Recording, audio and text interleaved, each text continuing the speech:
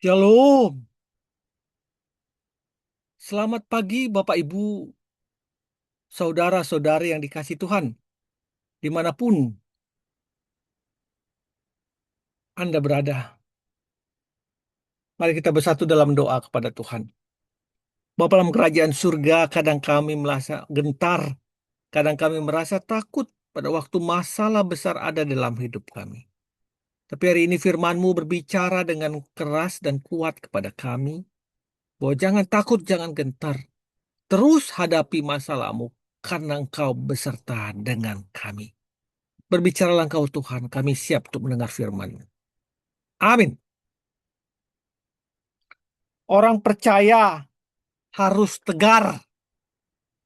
Yesaya 41 ayat 10 mengatakan, janganlah takut sebab aku menyertai engkau. Janganlah bimbang sebab aku ini Allahmu. Aku akan meneguhkan, bahkan akan menolong engkau. Aku akan memegang engkau dengan tangan kananku yang membawa kemenangan. Yohanes 14 ayat 27 mengatakan, damai sejahtera ku tinggalkan bagimu. Damai sejahteraku ku berikan kepadamu. Dan aku memberi kepadamu tidak seperti dunia memberi. Janganlah gelisah dan gentar hatimu. Bapak, Ibu, Saudara-saudari yang dikasih Tuhan. Mungkin karena masalah, mungkin yang besar membuat kita menjadi gamang, menjadi khawatir, menjadi gelisah, dan gentar. Itu manusiawi. Apapun masalahmu pada pagi hari ini, Yesus mau mengatakan satu hal. Jangan gelisah, jangan takut, dan jangan gentar hatimu. Damai sejahtera akan kutinggalkan bagimu. Bapak, Ibu, Saudara-saudara yang dikasih Tuhan, ada sebuah pohon yang terkenal di California dan dia menjadi lambang bagi ketegaran seseorang dalam menghadapi badai kehidupan. Pohon ini ada di California Selatan dan selalu dikunjungi oleh wisata. Walaupun bentuknya tidak istimewa, tingginya hanya 2 meter, batangnya pipih dan melintir, daunnya hanya terdapat di cabang-cabangnya, sedangkan sebagai cabang yang lain gundul tak berdaun. Pohon ini berada di ketinggian 100 meter dari permukaan laut. Yang membuat terkenal adalah ia tumbuh di atas batu granit yang sangat keras. Pohon itu tumbuh di atas granit yang berhadapan langsung dengan Samudra Pasifik yang anginnya keras. Tidak ada satu pohon pun yang mampu bertahan dan hidup di sekitar tempat itu.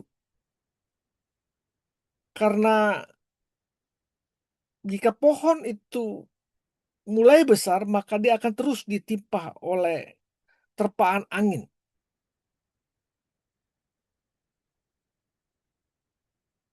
Pohon ini berasal dari sebutir biji pohon yang terbawa angin.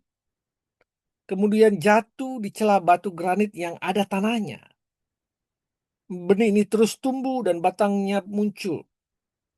Tetapi terpaan angin Pasifik yang keras menghancurkan pohon itu. Kadang-kadang pohon itu bisa tumbuh agak besar, tetapi angin kencang kembali memporak-porandakannya.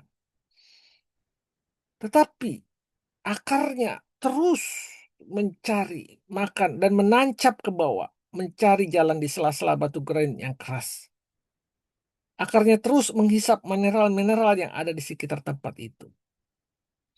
Walaupun penuh perjuangan karena harus ditempa angin berkali-kali, batangnya tumbuh terus sehingga lama-kelamaan pohon itu semakin kokoh karena sudah terlatih.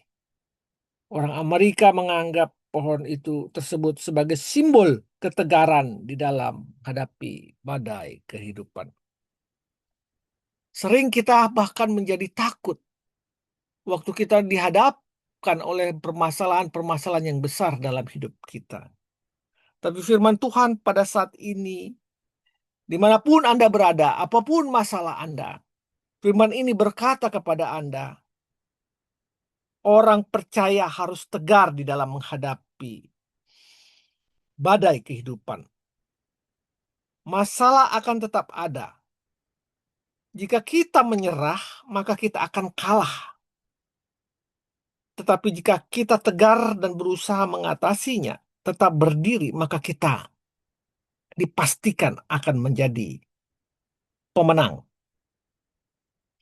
Firman Tuhan dengan kuat mengatakan, jangan gelisah dan gentar hatimu.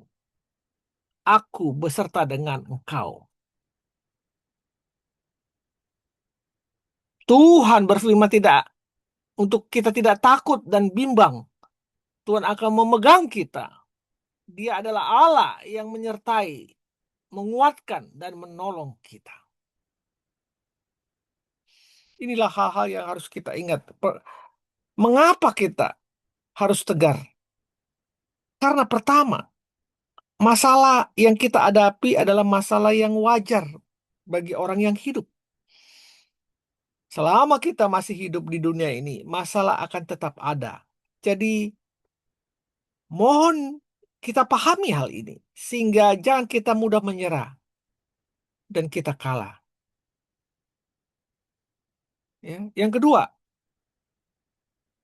Tuhan pasti kok menjanjikan jalan keluar bagi kita. Ya, jangan kita merasa kita sendirian. Firman Tuhan sekali lagi dikatakan dalam 1 Korintus 10 ayat 13. Pencobaan-pencobaan yang kamu alami ialah pencobaan-pencobaan biasa yang tidak melampaui kekuatan manusia. Sebab Allah setia dan karena itu Ia tidak akan membiarkan kamu dicobai melampaui kekuatanmu. Pada waktu kamu dicobai, Ia akan memberikan kepadamu jalan keluar sehingga kamu dapat menanggungnya. Pada waktu kau dicobai, Tuhan akan memberikan jalan keluar kepadamu. Hadapilah masalah, tetaplah tegar, buanglah ketakutanmu, karena Tuhan selalu siap menolong dan memberikan jalan keluar sesuai dengan cara Dia yang ajaib. Yang ketiga, masalah akan mendewasakan kita. Kita akan diuji dan akan menghasilkan sesuatu iman yang kuat dan militan, seperti emas yang ditempah oleh api. Masalah akan mendewasakan kita.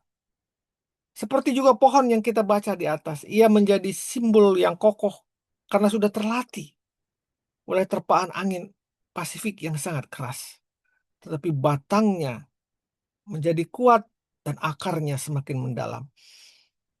Bapak, Ibu, saudara-saudara yang dikasihi Tuhan, kesenangan, kebahagiaan tidak akan mendewasakan kita. Yang mendewasakan kita adalah masalah yang kita hadapi.